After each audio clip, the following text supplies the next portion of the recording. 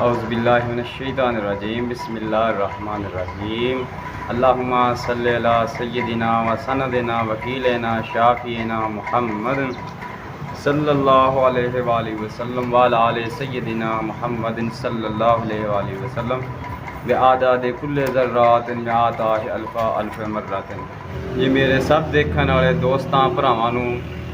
السلام علیکم ورحمۃ اللہ وبرکاتہ۔ ایسے ہیں میرے سب دوست بھائی، اللہ تعالیٰ تندرستی اور صحت میں کر دے اس پیاری جی دعا دے نال آج دی ویڈیو دا آغاز کرن تو چھوٹی جی گزارش کہ جنہ ساڈے دوستاں بھراواں نے ساڈا یوٹیوب چینل مقدر بھائی سبسکرائب نہیں کیتا، پلیز سبسکرائب کر لین اور بیل آئکن دا بٹن ضرور پریس کر لین تاکہ ساڈی آنے والی نوی ویڈیو دا نوٹیفیکیشن بار وقت ٹائم سر میرے تمام دوستاں بھراواں تک پہنچ سکے۔ ویڈیو کرتے ہیں سٹارٹ۔ ویڈیو کچھ اس طرح دی آ کہ صبح دا ٹائم آ، مالک حضور دا نام لیا، سونے مالک دا نام لے کے تے ناشتہ کر کے آئے ہیں دکان تے اس وقت دکان دے وچ میں بیٹھا آیا ہاں جتھے کام کرتے ہیں، رکشا لے کے آئے، رکشا چلانے ہیں۔ مالک نے رکشا دیتا، حضور دا کرم آ سونے لجپال دا، لکھ تے کروڑاں واری احسان آ سونے مالک دا کہ سونے مالک نے جڑا گھر بار بھی دیتا اور گڈی بھی دیتی ہے روزی کمان واسطے۔ سونے مالک دا لاکھ احسان تے کروڑاں واری شکر الحمدللہ سونے مالک دا، جنہ بھی شکر ادا کر لیا انہیں کام آ تے مالک خیر کرے۔ بلاگ کرتے ہیں سٹارٹ۔ بلاگ کچھ اس طرح دا با کہ اسے آپ دے دوستاں بھائیاں نوں کلام سناؤن لگے ہیں، وہ ہے حضور سلسلہ عالیہ قادریہ فاضلیہ با برکت با فیض با رفیق با جلانی حضور پیر فیض محی الدین سرکار دا لکھیا ہوا کلام جڑا وا تمام دوستاں دے نظر تے میرے دوستاں بھراواں نے سننا کلام نو، سن کے جڑا چینل نو جڑا وا لائک کر دینا وا ویڈیو نو اور اچھا جہا کمنٹ کر دینا وا، اور جڑے ساڈے دوست بھرا نے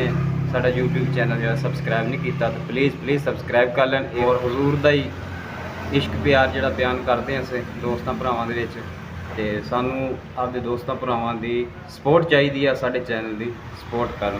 حضور کرم فرمائے، حضور آپ دی پناہ چ رکھے تے جی کلام حضور دا، حضور پیر فیض محی الدین سرکار دا لکھیا ہوا کلام جڑا وا کوٹ شریف والے تے انہاں دا لکھیا ہوا کلام دوستاں دے سنانے ہیں تے غور نال سنو۔ اے عشق مجھے تو اپنا دیوانہ بنا دے، اے عشق مجھے تو اپنا دیوانہ بنا دے، اے عشق مجھے تو اپنا دیوانہ بنا دے، اس شوق نظر کا نشانہ بنا دے، اس شوق نظر کا نشانہ بنا دے، اس مست بری آنکھوں سے آنکھیں ملا کر، اس مست بری آنکھوں سے آنکھیں ملا کر، دل میں میرے چھوٹا سا ایک میں خانہ بنا دے، دل میں میرے چھوٹا سا میں خانہ بنا دے، اے عشق مجھے تو اپنا دیوانہ بنا دے، اس شوق نظر کا نشانہ بنا دے، ایسے پیوں پی کر رہوں باہوش باعزت، ایسے پیوں پی کر رہوں باہوش باعزت، تیرے قدموں میں جینے کا بہانہ بنا دے،